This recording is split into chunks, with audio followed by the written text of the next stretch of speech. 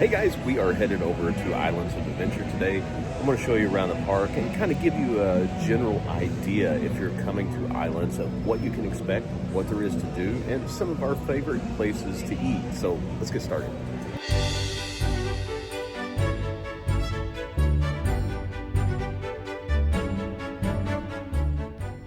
When you first walk into Islands, there are a few shops and food spots right up front. If you just want something quick, you can grab a snack at the Islands Market. Or if you want something a little bit better, the Croissant Moon Bakery is also a good choice. And if you're looking for a sit-down spot, one of the 3 table service restaurants in the park, Confisco Grill, is right here near the entrance. I've eaten here a few times and the food has always been really good. All right, so when you first get into the park, if you're into roller coasters, you can go left and it's going to take you over to the Hulk coaster, which is the closest one to the entrance of the park. Now this is a thrill ride that I won't ride. I probably would have a few years ago. Yeah, I'm maybe a little chicken. If you're not into the thrill rides, when you first get into the park, go right. It's going to take you into Seuss Landing, which is, Dr. Seuss. It's got a whole bunch of stuff for the little kiddos over there. And even the High in the Sky trolley, which is fun for adults too. Now, we started off heading to the left towards Marvel Superhero Island. Now, this area is based on the old school Marvel comics and is loaded with rides and details. Now, the first big one that you're going to come to is the Incredible Hulk coaster. You really can't miss it. That launch is wild.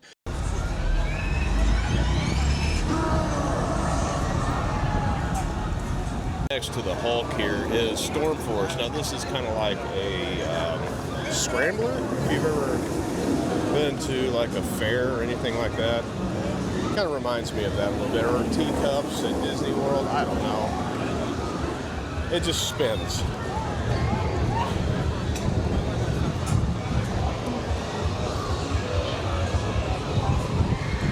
And then back here, tucked away, is Dr. Doom's Fearfall.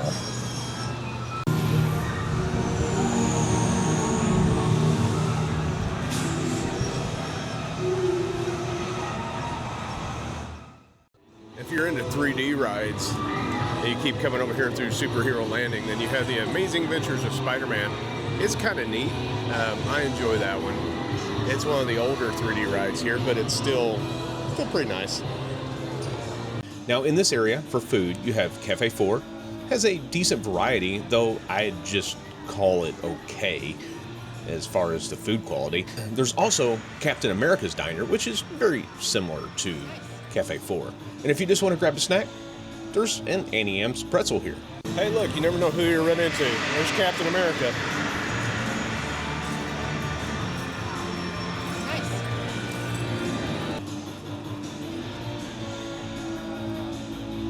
As you come out of the Marvel Superhero Island area into Toon Lagoon, you're going to come across some like carnival game areas.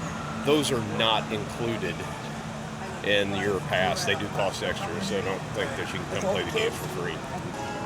Now, all these lands have places to eat, but one of my favorite places is here in Toon Lagoon because you can get the Dagwood sandwich, and for the price, you get a pretty good-sized sandwich for that. It's definitely filling, so that's why I like it. It's if you're looking for something cooler on a hot day, that's the way to go.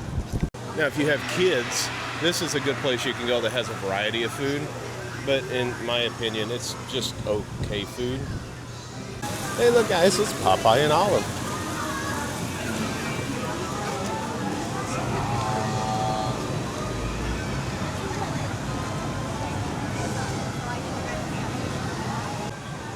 If you guys want a burger, this is definitely one of the best burgers over here in my opinion. I'm sure some of you are going to disagree with me, but I do like a good wimpy burger.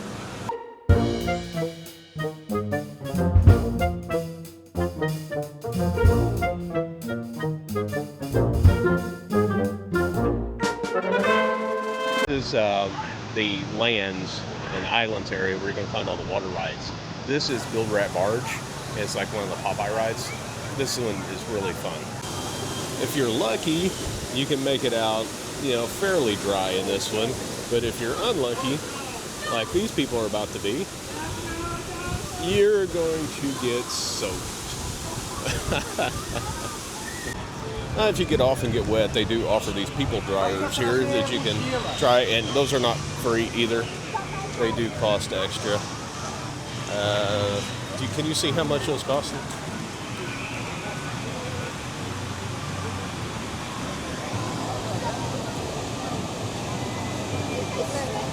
says vending because they're using it. Oh. I'll try to get the information and let you guys know. I'll put it up on the screen right here. So I found another people dryer here, and it looks like the cost on that is $7. It's kind of steep, but I guess if you want to be dry. If you have kids, you can come back here. This is Me Ship the Olive, Popeye's ship. And this is a nice little play area for the kiddos. It's got slides, and you can go into the ship. And then they've also got this path that walks all the way around it. You can go down, you can see the backside of the Velocicoaster over there. As well as come over here and watch people get soaked. Oh, he got it good. All right, behind this wall here is Ripsaw Falls. It's currently down for the month of October this year. They're doing refurbishment on it, and just its annual maintenance that they do. So for this entire month, it's going to be down. They've got these walls up all the way around it, so I can't film anything. But any other time of year you come in, it should be open, and this is another big water ride that people really like with a huge drop. I probably got some older footage here I'll put in.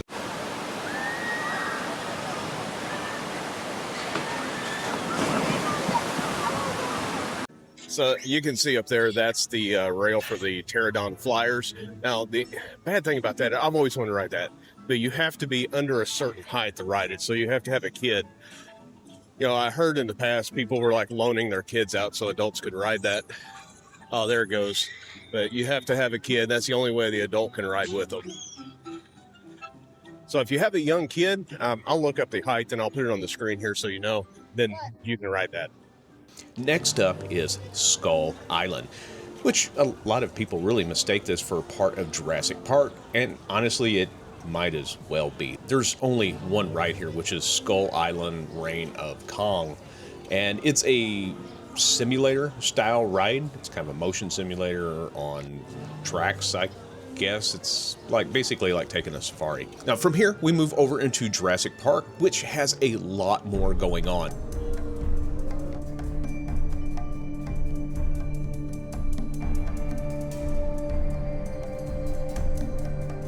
If the kids need to run around for a bit, just stop by Camp Jurassic. So if you come back here to Camp Jurassic, this is a kids area. So there's a lot of playground areas or little caves and different things that they can do to have fun. This is also where you get on the Pteranodon flyers at. So it's a nice little area. It's shaded. If you need a break in the day and just let the kids play because you're tired, come back here. So I've never noticed this. They've got like the mountains and stuff that's visible back there. That's pretty neat. Supposed to be like Kong Skull Island right there in the back, but looking through here it looks like a whole world. And here comes one of those Pteranodon flyers I was telling you about.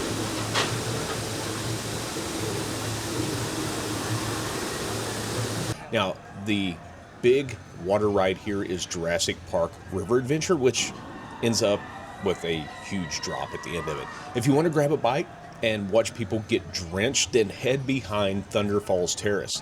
This is a great viewing area, but just don't get too close to the edge unless you really want to get wet. Now the food here is also really good. I had the nachos and my daughter's boyfriend had the chicken and he said it was excellent.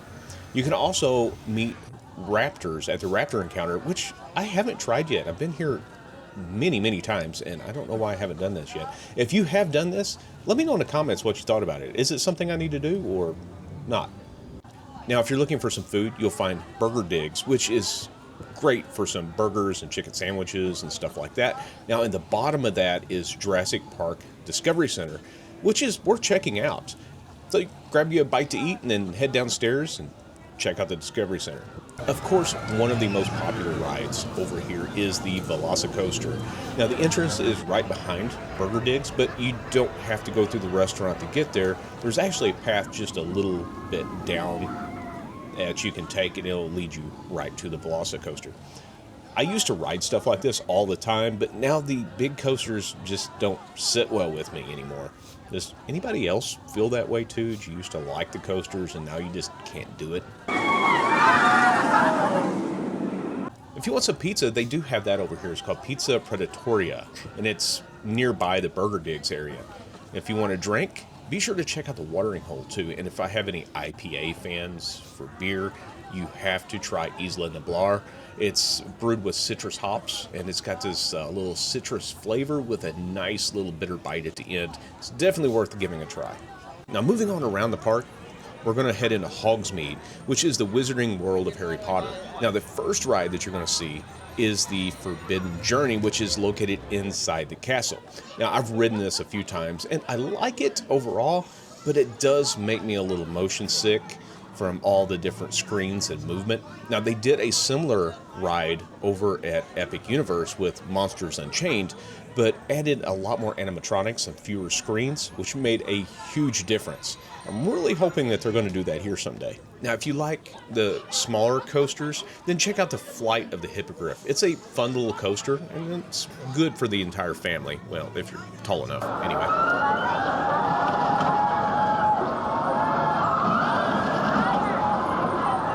For food, you've got the Three Broomsticks, which is one of the park's sit-down restaurants.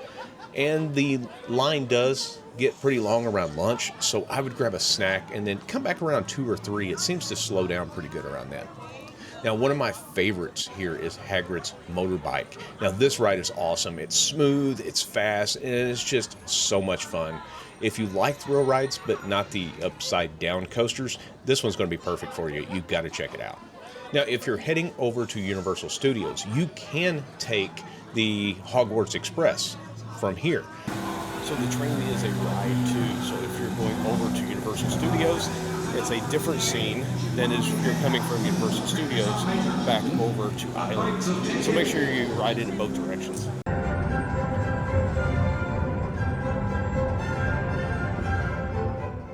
Now, next up is the Lost Continent, which might be getting rethemed soon. So there's rumor that they're going to be doing away with Poseidon's Fury here, and actually this whole area at Universal, this is Poseidon's Fury. They haven't really announced what they're going to do with it or what's coming, but as soon as we get word, we'll let you guys know. Now, there's no rides here, just a few good spots like Desert Kebab House, Fire Eater's Grill, which is really good too, and the Mythos. Now, Mythos Restaurant, it's a little pricier, but it's been voted the best theme park restaurant like 10 times now, and honestly, it really does live up to the hype. Now, coming on around, you're going to end up in Seuss Landing, like Dr. Seuss. This area is great for the younger kids. They've got the High in the Sky trolley, which is really fun for everybody. You don't even have to be a kid. I kind of enjoy this thing too. They've got the One Fish, Two Fish ride, the Cat and Hat ride, which is kind of slow. There's the Circus McGurkus Cafe if you want something to eat, which is kind of similar to all the other cafe named or cafe themed restaurants around the park. And then also Green Eggs and Ham, which has some really good buffalo chicken tots. So they have several choices to choose from, but one of my favorite is the buffalo chicken tots. And that pretty well wraps up our walk around Islands of Adventure. Hopefully this gives you a great overview of what to expect, what to eat, and what's really worth your time. If you found this helpful, make sure that you do hit that like and subscribe button and then ring that bell so you don't miss our next videos. I want to thank you guys for watching, and as always, keep wondering, exploring, and discovering.